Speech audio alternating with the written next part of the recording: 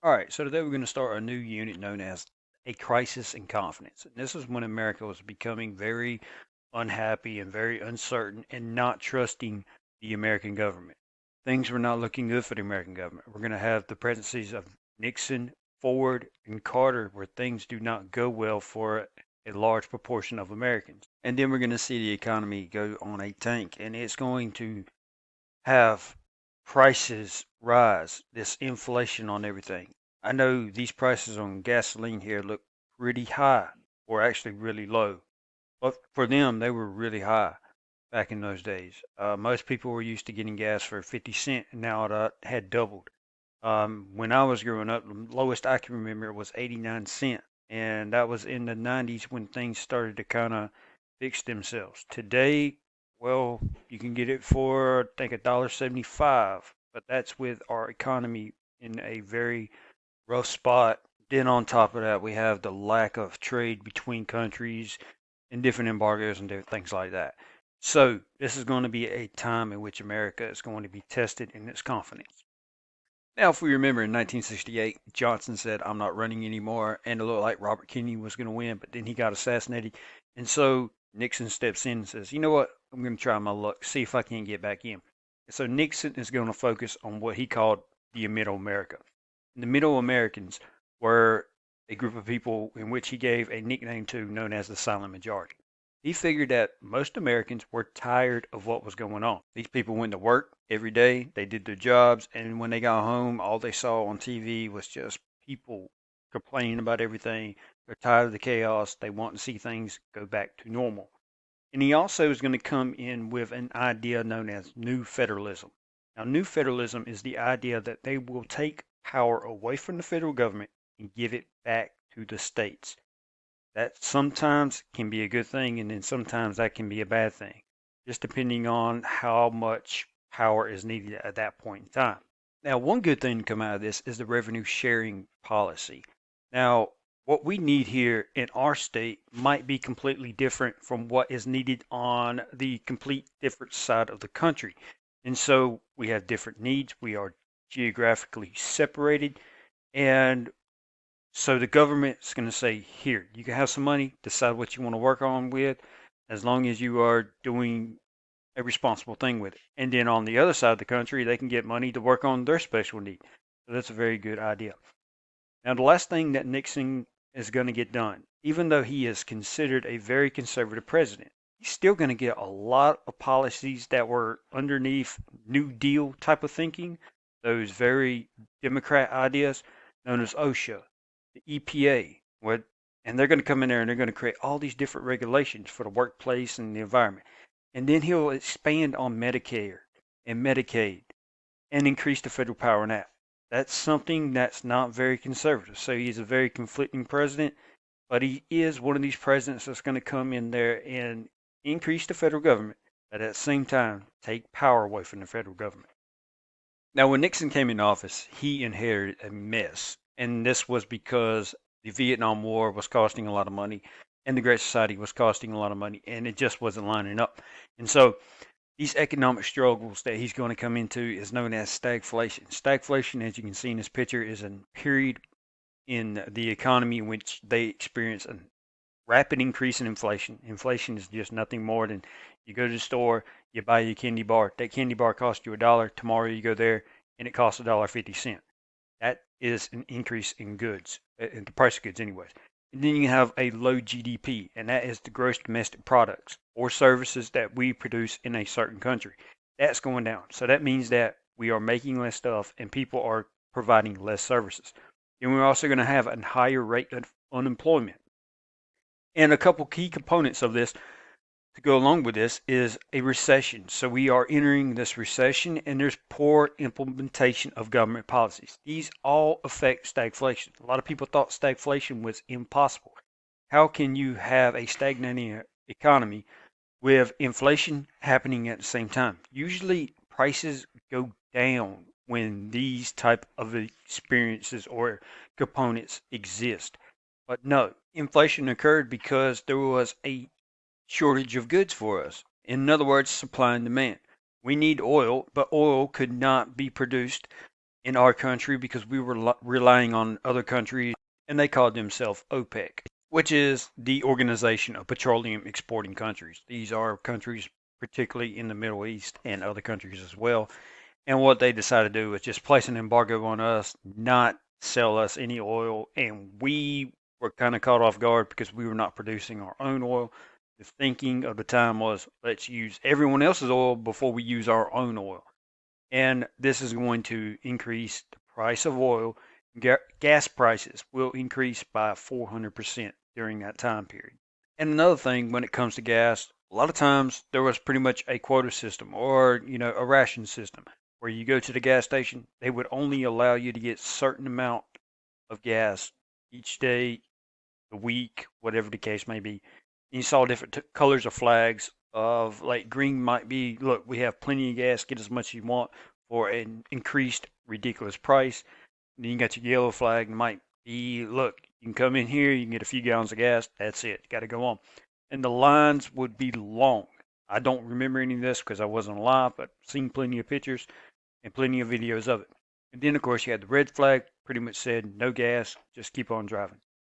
If you didn't run out of gas, that is. And the country had never seen anything like that since World War II. And so people are trying to figure out, okay, what do those people do back then? And what they did was pretty much work together, carpool, things like that, and they made it work. But that was kind of new for this new generation because this new generation grew up in this time period in which they had an excess of everything. So they never really understood what the struggle truly was. And the older generation is just kind of like, look, we grew up this way, it's no problem for us. Now let's take a look at the 1968 election. And as you can see here, Nixon wins most of the states. However, if you go down to the South, he really struggles with these states right here. And so he's thinking, look, I got to be prepared for the next election, which it happens, and I've got to win a lot of these states if I can, because you can see the Democrats are still carrying the North, and we're starting to see it, that shift start to happen. So Nixon wants to get ahead of this. And so Nixon's strategy is to become what is known as a moderate. He's going to try to walk that tightrope and try to make both sides happy.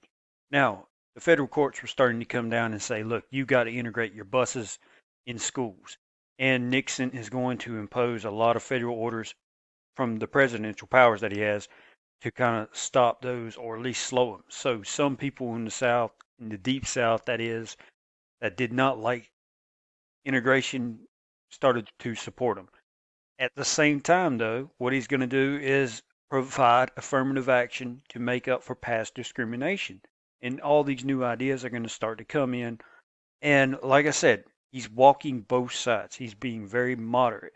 He's trying to make everybody happy. And one thing in life that we should know, you cannot make everybody happy. We just have to do what we perceive as morally right. Here, I don't know if he's doing what he perceives to be morally right. I think he's just trying to make everybody happy, trying to appease them in some kind of way. And some people are going to like it, some people will not. But then other people are going to look at it like, look, he did this for us, even though we may not like this. And so that's his strategy. And that strategy works because you can see here in the 1972 election, Nixon pretty much carries all of the states. He'll lose a few electoral votes, but not many in the big scheme of things. Everybody looked at Nixon as this moderate, and they looked at Wallace and McGovern as these two guys that are just too extreme to become president. And so when people go vote, they look at the best choice and they think Nixon is that guy. So let's go to the Watergate scandal, or at least the start of it. Now, one thing we should remember that Nixon was very focused on trying to gain votes in the South, and he was also very paranoid at this point in time about losing this election. And so he's wondering, can the Democrats actually pull out the Hail Mary, win this election? And so he sends a group of burglars to the Watergate Hotel to break in and find any information on the Democratic Party that's going to help him win this election.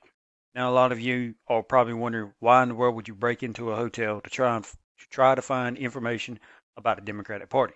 And the answer is that this is the place where the Democrats had their national convention. So you had all of the Democrats in one motel throwing their big party, nominating McGovern, and they're looking and thinking that, hey, there's got to be something there that's going to help us. So Nixon sends in these guys, and of course they get caught. Probably seen the famous movie Forrest Gump.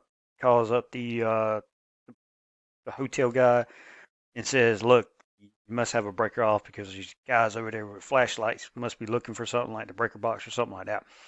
Anyways, they get caught. James McCord, he's going to be a snitch. He says, "Look, the president sent us in. We were told to find whatever we could." And then all of this starts to kind of unravel after Nixon is already in his second term. He's been trying to cover it up. The Senate is going to provide a lot of investigation.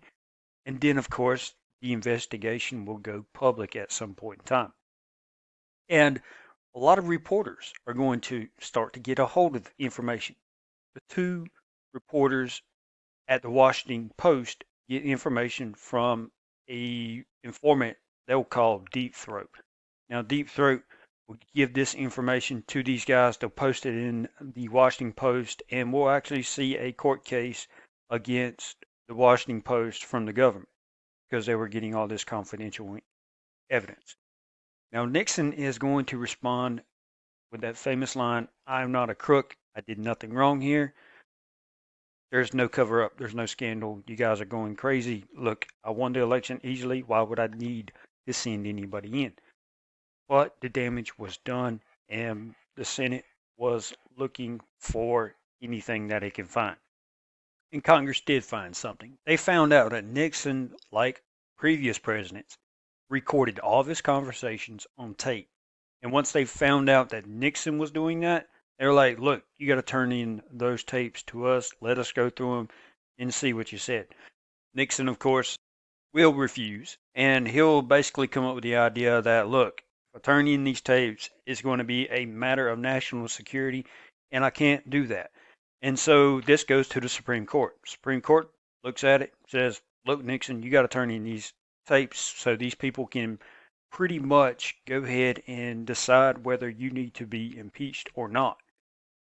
And so he's trying to work through this mess a couple months before his vice president, Spirit Agnew, gets into some trouble in a bribery scandal. And so they pretty much kick him out of office, and then he's got to find a new person. And that new VP is going to be Gerald Ford. So Gerald Ford comes in as the vice president as all of this is going on. Now, Nixon realizes that he's in a losing battle. He's going to have to turn in these tapes. And once he turns them in, he's probably going to have to go through the impeachment process. And there's a high possibility that the impeachment will end in him being kicked out. And so he's like, "I don't want to do that." So he resigns as president. Not before he turns in the tapes, though. But when he turns in the tapes, he's going to heavily edit them and make sure that there are, I think it was 250 minutes of missing tape that are just blank. And so he turns them in, and then on August 9th, 1974, gets on national television and says, "Look, I'm resigning." Gerald Ford comes in, he's the president, and one of the first things that Gerald Ford does as president is give him a presidential pardon. And so a lot of people looked at this as, hey, this is a secret deal that was done to make Gerald Ford vice president. He would have to accept the idea that Nixon would get off free. So let's end with the Watergate impact.